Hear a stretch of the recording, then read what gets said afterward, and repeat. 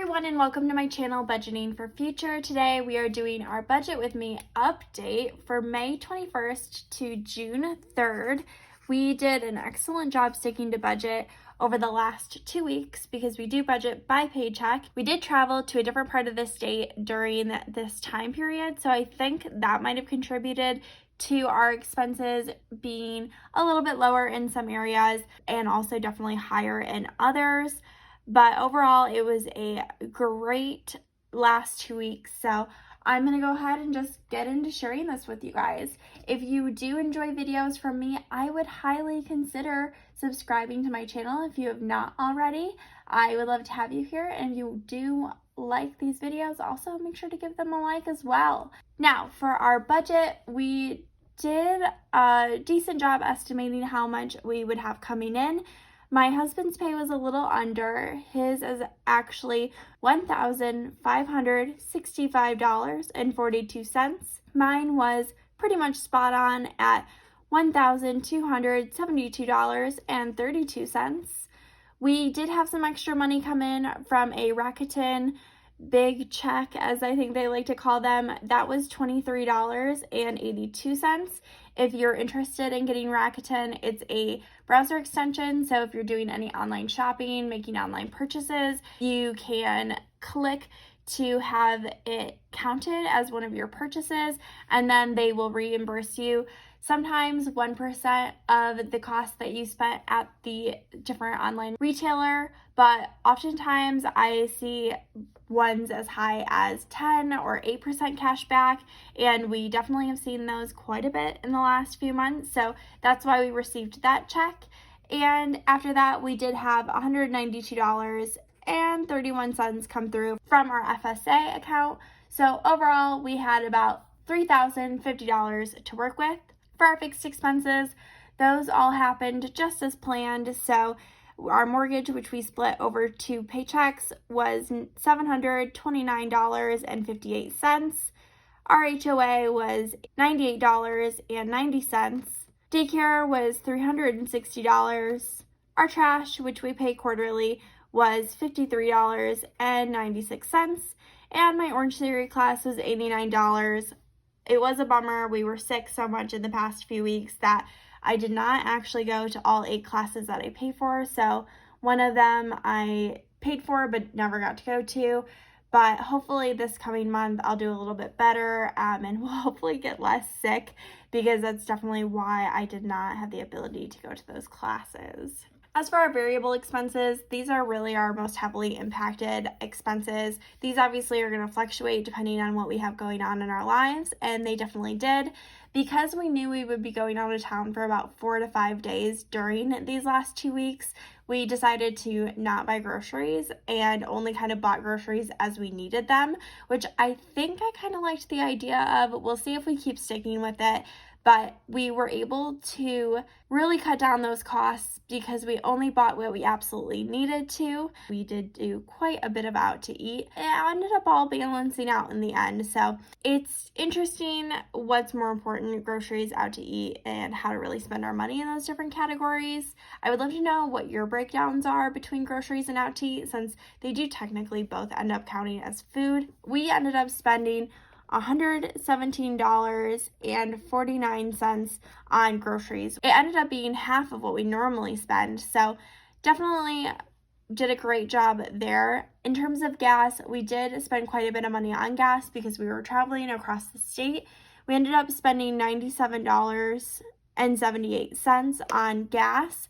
I will say though, we did have quite a bit of money left over in our gas envelope, so we pulled from there about $39, and then the rest ended up coming out of our budget. But because we had so many savings in groceries, it really did balance out quite nicely. In terms of out to eat, now this is where we absolutely broke the budget. We didn't go double over, so I guess that's good, but we did end up spending $252.12. It was a lot of, oh crap, there's no food. Oh crap, I'm hungry right now. Oh crap, we're traveling across the state and our daughter is screaming in the car.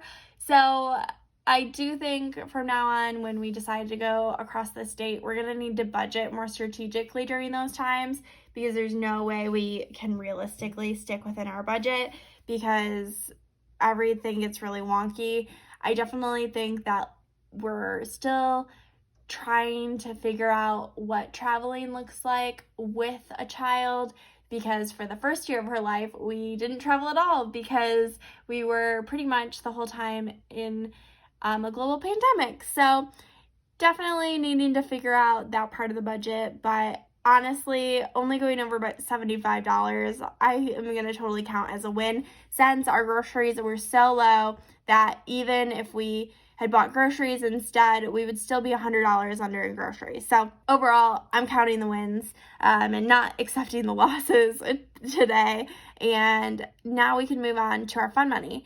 We did quite a bit of spending in these categories. We had some gifts that we had to buy, and my daughter needed new diapers, things like that.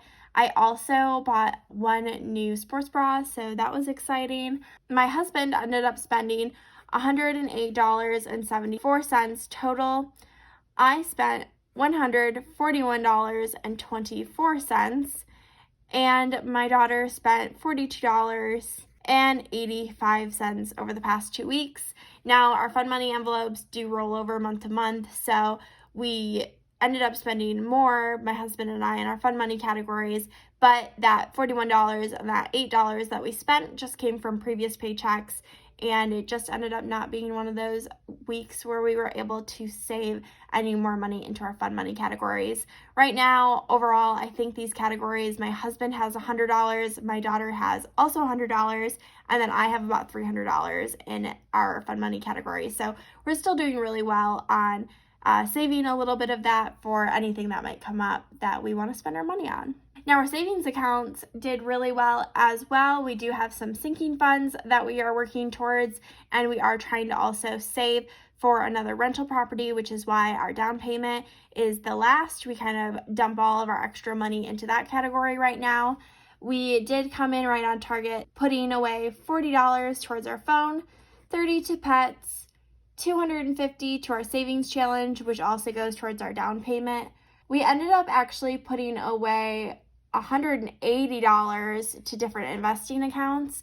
We put $150 into our Roth IRA just as planned, so that we were contributing 14% of our income towards retirement. But we also ended up getting the Public app, which is a different kind of stock trading platform. If you're interested in taking a look at it, I have a link down below, and you can get one free stock if you do sign up through that link. And I have so far been enjoying it, still trying to get a feel on it, and I plan on giving you guys a full update on how I'm liking it after about a month of using it. But so far, it was pretty easy to make the transaction, a little confusing to see like when the transaction happened, but overall liking it so far. So I would definitely consider checking it out, even if it's just to get one free stock. We did also put $25 into our Christmas fund, $25 into our maintenance fund. We also spent quite a bit from this maintenance fund as well, though. We ended up spending $262, so it did go down overall, and that was towards both getting some oil changed, and also our yard looked so bad, like so bad. So we ended up getting some more seed and some fertilizer, sprinkling that and getting like the seed spreader and all that good stuff, and it's looking a lot better even just a week later. We've also had some like less sunny days because the sun literally like fries our yard.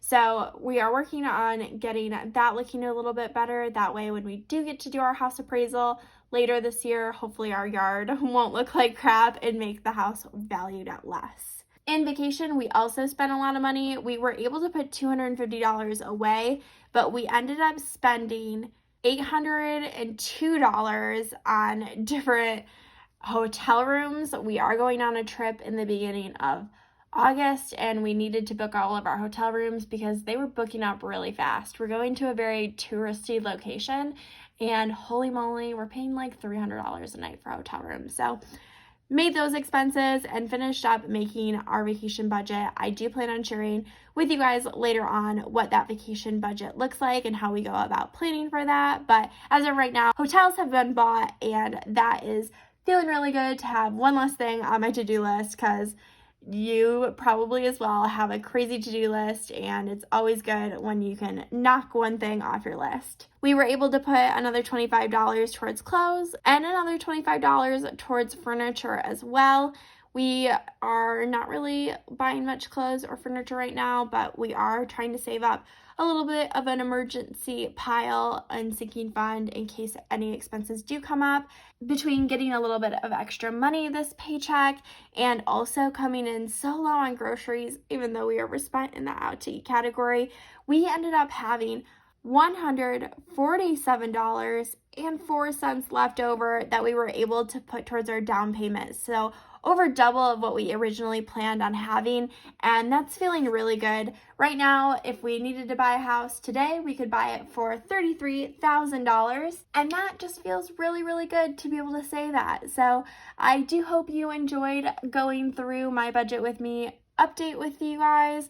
I love sharing what our real numbers are, because we can always have the best of intentions, but they don't always work out perfectly. And if you did like this video, again, go ahead and consider giving it a like. And since you're still on the video, you must be liking something. So if you're not subscribed yet, definitely consider doing that as well. I hope you have a great rest of your day, and I hope your budget is always balanced. Bye!